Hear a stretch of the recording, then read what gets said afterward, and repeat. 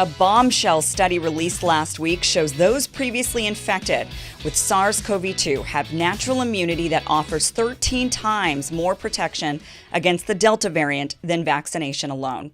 The findings are from Tel Aviv. They followed over 700,000 people that were broken up into 3 different groups: those who were vaccinated with 2 doses of Pfizer, those who had recovered from a previous infection, and those who had recovered and received only 1 dose of the Pfizer vaccine.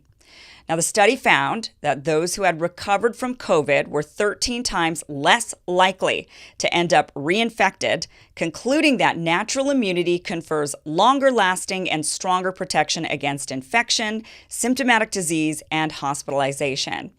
Now, though the researchers did see some increased benefit for those previously infected who also received 1 dose of the Pfizer vaccine, the researchers concluded the difference was statistically insignificant. So why would those who have natural immunity have a more robust immune response? The researchers hypothesized that it's because of B and T cell memory and the fact people who recovered from the virus are exposed to the entire virus, not just the spike protein the vaccines expose the body to. The study is yet to be peer-reviewed, but the findings are consistent with other studies and public health data. In July, the Israeli Health Ministry released data showing that of the nearly 850,000 Israelis known to have recovered from the virus, there were only 72 instances of reinfection, showing those with natural immunity were 6.5 times less likely to be affected by the Delta variant than those who were fully vaccinated.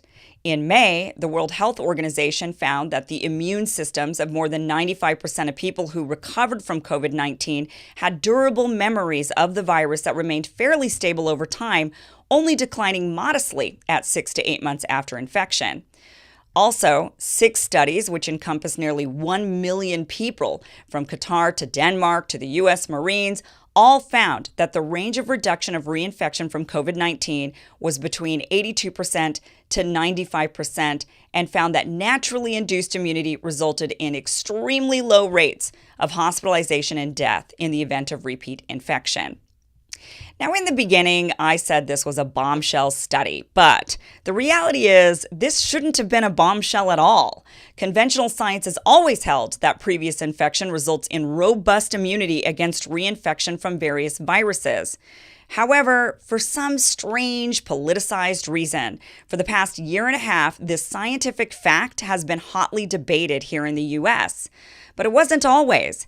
In the instance of chickenpox, the CDC recommends vaccination for those who haven't had a previous infection.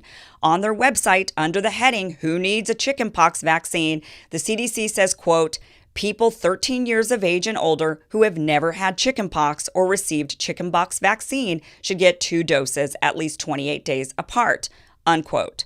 Same thing for the measles and even polio if they are not combined with other vaccines. Even during the smallpox outbreak, when vaccines became mandated, the certificate of immunity clearly gives clearance for those who had previously recovered from smallpox. So what's the difference now? Why suddenly, after over 100 years of recognizing previous infection as a robust form of immunity, are we suddenly rejecting science by forcing vaccines on absolutely everyone?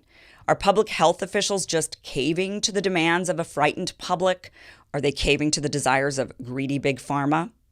In the European Union, where some countries have implemented vaccine passports, people can obtain one by either showing proof of vaccination, testing negative for the virus within 72 hours, or through proof of recovery from previous infection. This is based on sound science. So what is it that is causing this sudden rejection of widely accepted science here in the United States? We currently have colleges, corporations, big tech, politicians, and U.S. public health officials all openly excluding natural immunity as a basis for medical exemption.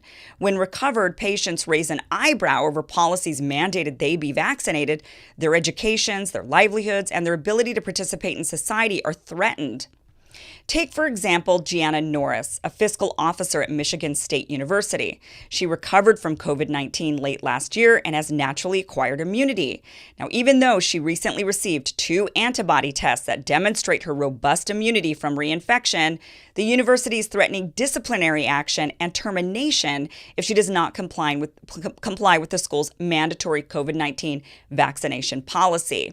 Now, she's currently suing.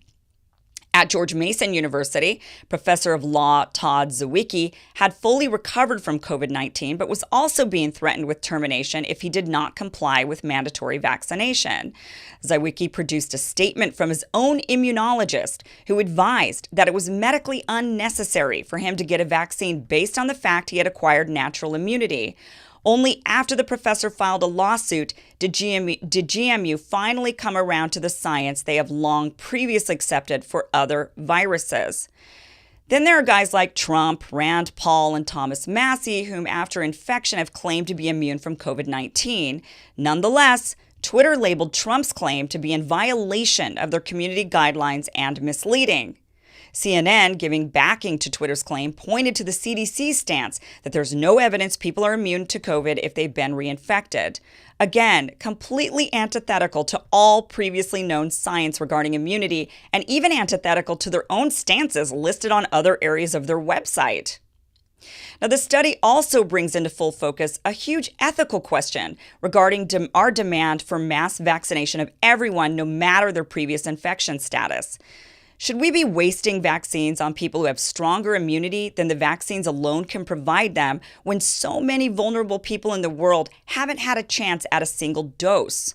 Why should greedy, rich Americans take 2 or even 3 unnecessary doses when poor countries aren't able to get enough for even their elderly population? Now, as we race towards 70 to 80% double and triple vaccinated in this country, most of the countries in Africa haven't been able to vaccinate even 2% of their total population. Now, if the entire point of the mass vaccination campaign is to get upwards of 70% of the population immune in order to stop variants from forming, then why are we not rushing to send extra vaccines to the very countries where the variants are emerging from? Places like India, where the Delta variant is thought to have originated, has only about 35% vaccinated. Peru, where the vaccine-resistant Lambda variant dominates, has about 30% vaccinated. South Africa has around 15%. Colombia is sitting at less than 45%. All of these percentages are just for one dose. Looking at full vaccination rates, and the percentages are much lower. Now, the CDC estimates that over a third of all Americans have recovered from COVID. A third. That means if the vaccines can even help us reach herd immunity, we only need 50% vaccinated to get us to a combined 80%. Now, currently, the U.S. is reporting just over 55% fully vaccinated, but it would be interesting to know how many of those were previously infected in order to give us a true picture of how close we are to this believed threshold for herd immunity. This would be important data for us to know in order for us to find out if herd immunity is even possible with this virus. Now, luckily, countries like Israel are keeping impeccable records. They have not politicized the virus, and they're able to give better insights into what's working and what isn't. Perhaps this recent study showing natural immunity to be the best protection will be the thing that finally changes our current line of thinking back to where it always has been.